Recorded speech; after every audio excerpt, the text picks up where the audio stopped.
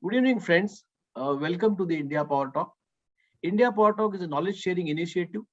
We invite thought leaders, domain experts to share their insights, experiences, and strategies related to economy, environment, and education. Today, we will explore a topic at the intersection of technology and the betterment of society, future technologies and impact investments. The term impact investment refers to investment in projects and enterprises that seeks to make a difference in the world. Fortunately, we have a guest who is extraordinarily well qualified to shed light on the topic and these pressing questions. It is an honor and pleasure to greet Dr. Jane Thomason, a CEO and founder with a strong track record of international leadership in the areas of healthcare and social services. Let me welcome Dr. Jane Thomason. I'm so glad to have you join us for the first time, someone from Australia on India Power Talk. Thank you so much for being here. And may I, to begin with, I would like to hear from you how you became involved in impact investment. Hello, Nitin, and hello to all of your audience. It's wonderful to be sharing some of my experiences with Power Talks and with people in India. I've actually done a lot of conferences and webinars into India, particularly during the pandemic. And while the pandemic is a global tragedy, some good things have come out of it. And one of those things, I think, is that we speak to each other more and we have opportunities like this to be able to share. And I think people and knowledge has become more accessible. So thank you for having me on Indian Power Talks. It's a real pleasure to be here.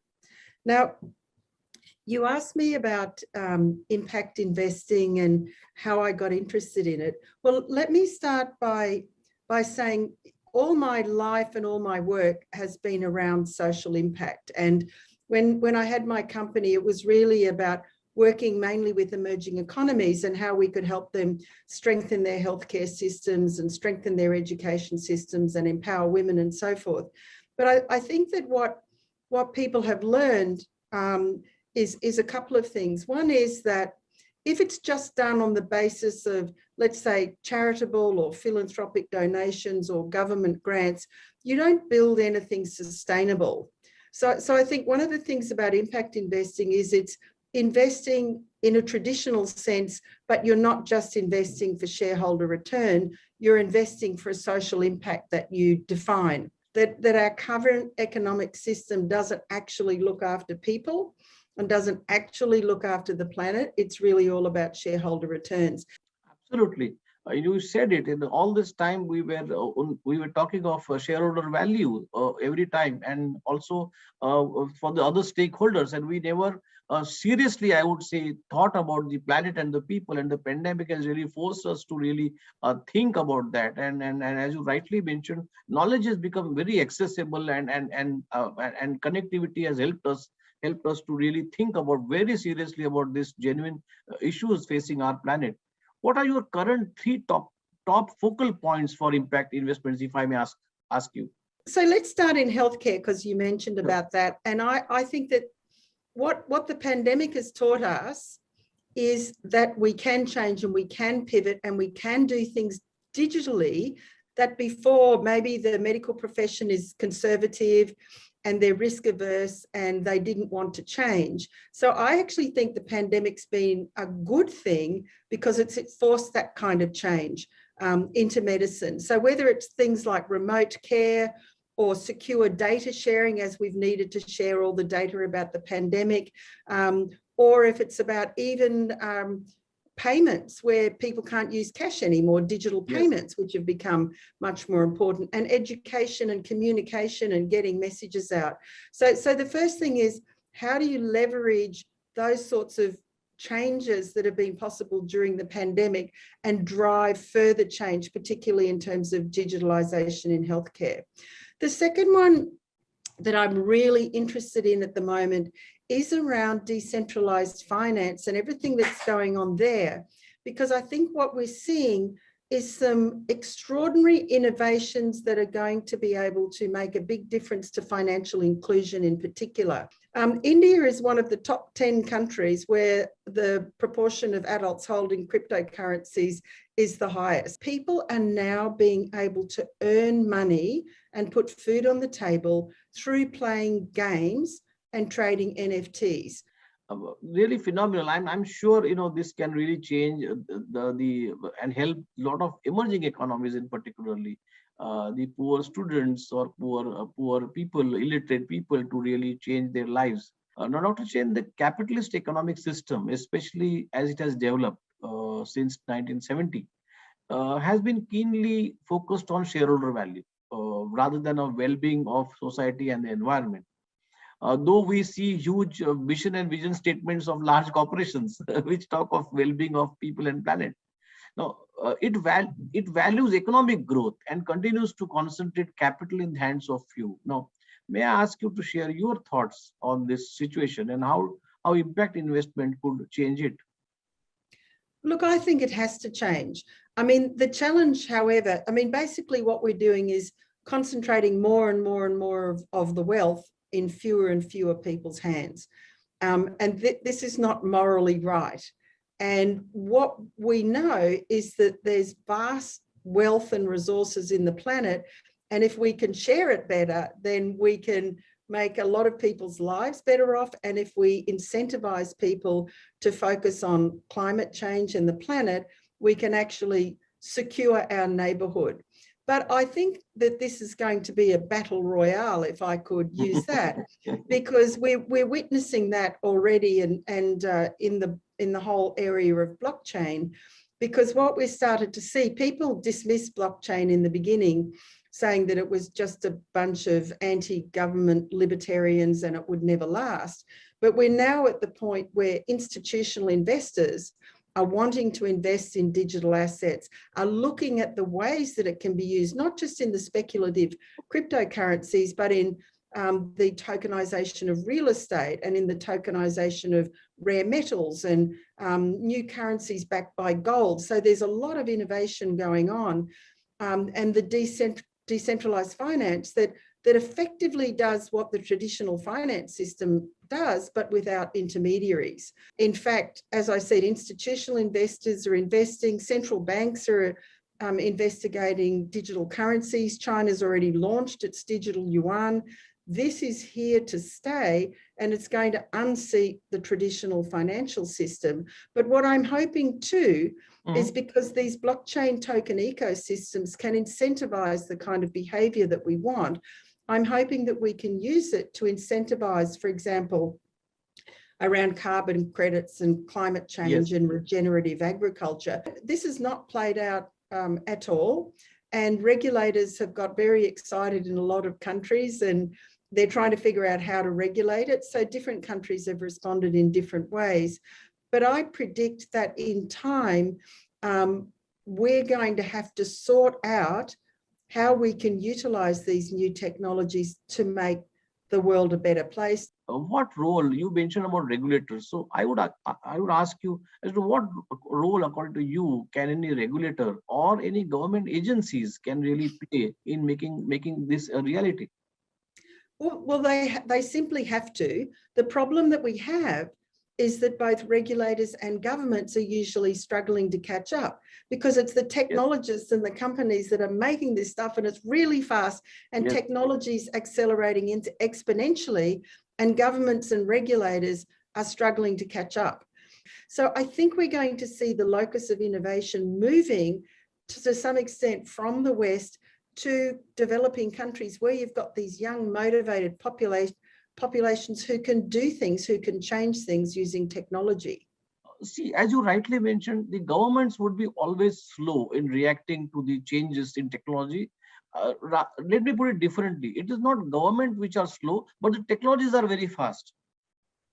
Which makes the government slow. Which makes the government slow. Now, how do we really bridge? And I personally see a huge role of universities in this, and young population really playing as an intermediary between the government and the technologies. How do you have any view on this? As you see, countries like India, where is the starting point? How do we really get on to the running train and catch what's happening? Well, let me say it in a different way, because education is absolutely critical.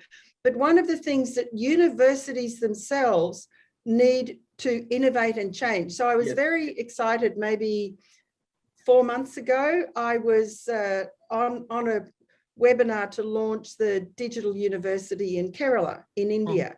Because universities have to change from the old style bricks and mortar. You don't have to go to a classroom to listen to a boring professor lecture you for an hour to learn things now. So the potential to be able to teach things both through video, but also through gamification, which is a way, particularly in technology and teaching people how to code, so they've got developer skills that they can actually sell into the gig economy and earn money, is becoming really important. So it won't just be universities, because a lot of other institutions, some of the companies that are building the technology are setting up foundations to teach people about how to use the technology, for example.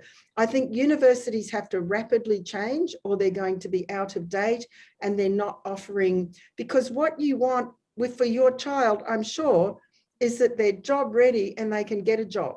And we're moving into a skills-based economy. So we need to prepare our young people, not so much that they have a 4-year university degree in accounting or business, but they have skills that they can sell now to companies who want those skills. So I think universities have to get very much up to date. But the third piece about universities, and I think this is where they really can play a role, is, you know, technology is moving at the speed of light. The technologists are excited about what they're doing. They're not necessarily thinking about the consequences of what they're doing. They're not necessarily thinking about the ethics of what they're doing. And that's where universities can play a role as an independent third party who can look at this and who can say, you know, that was terrific, but it had some unexpected consequences there. And no, if you're building algorithms that are making decisions about whether people should get bank loans or not, you have to think about this, because you can ruin people's lives simply by one small decision that the algorithm is making. I must just add here that India last year in 2020, we have launched a new education policy for complete India. And of course, it's the policy document right now. And the government is already taking steps. Every state has set up separate committees to implement the new education policy. And the new education policy, I must say, is a wonderful document. The proof of the pudding would be how do we implement it and how do we take it to the student community. But at least the government of India has initiated and come up with a new education policy which talks of all this what you are talking right now. Dr. Jain, let me from here, the connected question which I would like to ask you is, let me take you to the core of the subject. Now, could you please talk in slight detail about the specific technologies you feel merit greater impact investments, and why do you feel that? Well, look, it's hard to pick any specific technologies. I should say that I entered a technology quite late in life. I discovered blockchain in 2016, and really it was because my son told me that I needed to stop being a dinosaur and learn about this, which I did, and then I got really fascinated with all of its potential to be transformative at so many levels. But then, of course, moving into technology, I then understand that it's unlikely to be just one technology ever, and blockchain in a sense is going to be an infrastructure layer, but there's going to be AI, and AI is obviously becoming increasingly important, IoT, the drones. There are so many technologies now that are all going to come together. And I think people are saying that by 2050, we're going to have this sort of convergence of humans and machines, where we kind of seamlessly work together with machines to do things that they can do faster and better than us, and that we use some of our, I guess, more creative and humanistic qualities to complement the machines. So, and there's a term called singularity that you may have heard. Yes. But I think that's what we're really moving ahead to, because it's not about whether you believe in technology or not, it's just too late for that. The pace at which it's taking over is extraordinary. And what I think we need to be doing is looking out at what technologists are building and how it solves the problems that we have. And when they have sustainable solutions, they're the ones that we should be investing in. And they're the ones that we should be trying to get to scale. So, Dr. Jain, you have much experience in the healthcare. Okay. And I also have talked about the role of healthcare and healthcare data in improving people's lives. But one question which is very critical and associated with this is, how can we reconcile the right of data privacy and ownership with the need of global healthcare statistics? I mean, we spoke about ethical technologies being used. So, is there any issue around it, and how are we addressing that? So that's one of the things that blockchain has really been lauded for, is the ability to be able to secure and transfer data in a very private way. And there's some interesting projects going on around something called self-sovereign identity, which means instead of Apple or Google or Microsoft or a hospital or a radiology provider owning your health data, you own your health data, and you have the choice to permission other people to access your health data. So instead of you having to go, and what's more, your data is everywhere, right? Your doctor's got some, your hospital's got some, the health insurer's got some. You can't put all of your data in one place. So what people are working on now is the possibility that you can hold all of your data on your mobile phone, and you can choose what parts of your data you want to make available to your doctor, to your GP, but also to make your health data an investment for you. So it means that you can also choose to sell your data set to people who would like to use your data for medical research, for example. Dr. Jain, you have a great experience of India. India, as you know, is a country with great potential that faces many challenges because of our geographical reasons or because of our vast population.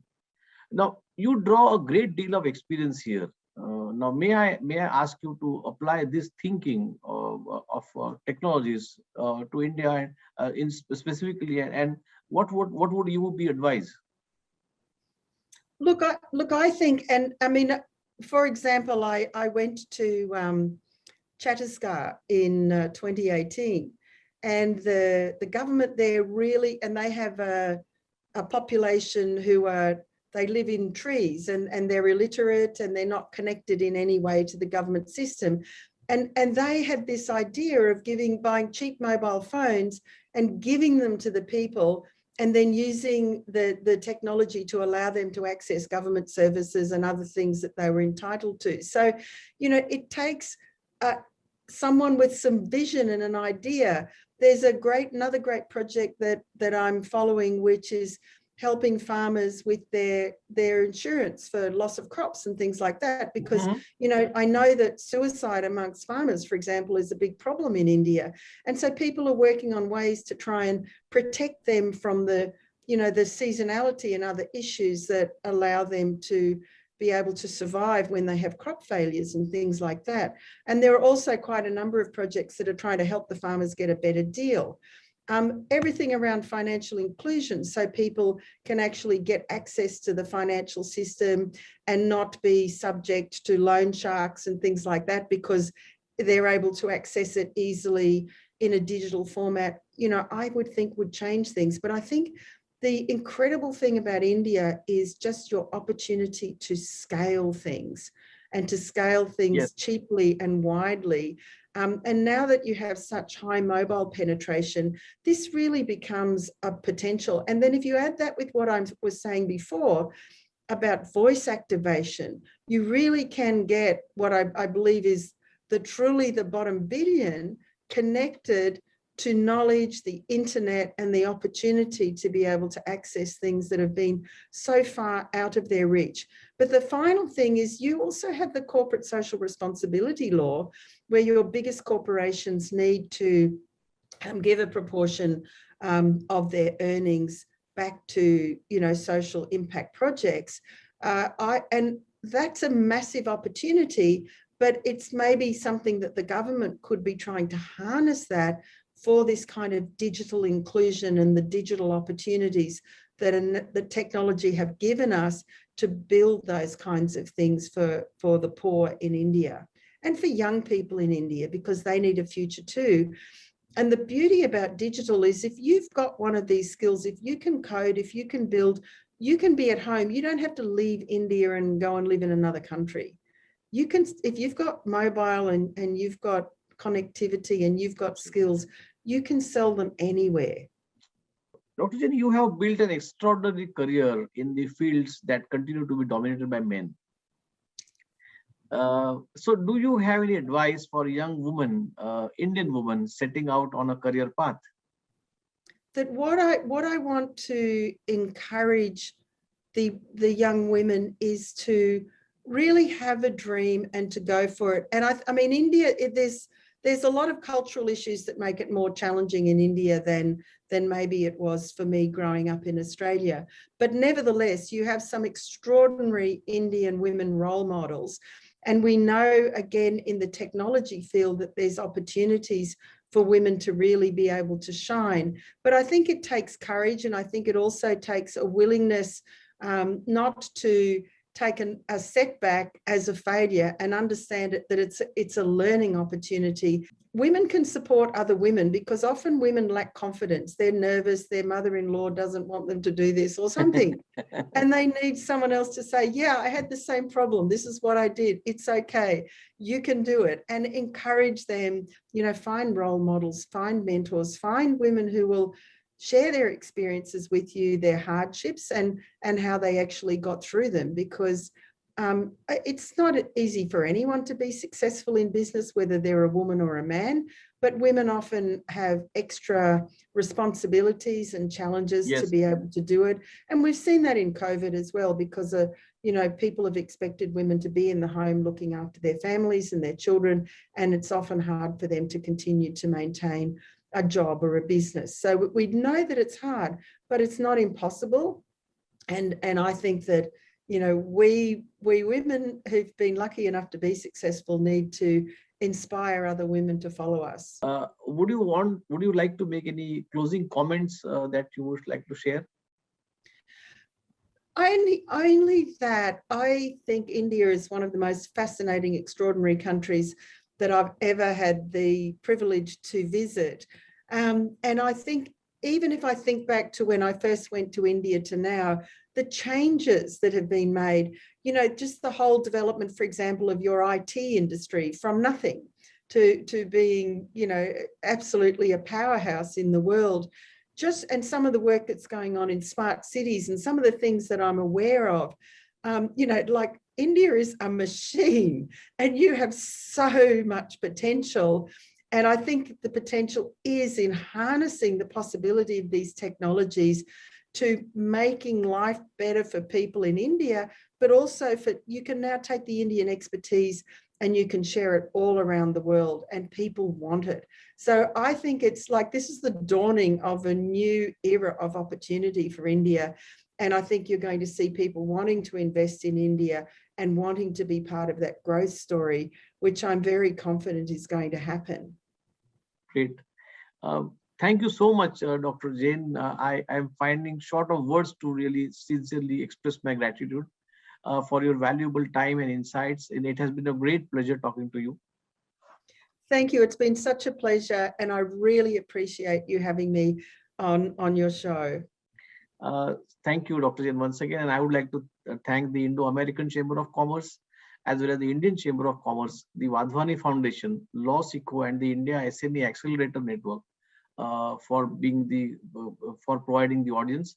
Let me conclude with the humble prayer to the Almighty to bestow mankind with the right spirit to fight the coronavirus and help restore peace, prosperity, and well-being. Thank you, Dr. Thank you.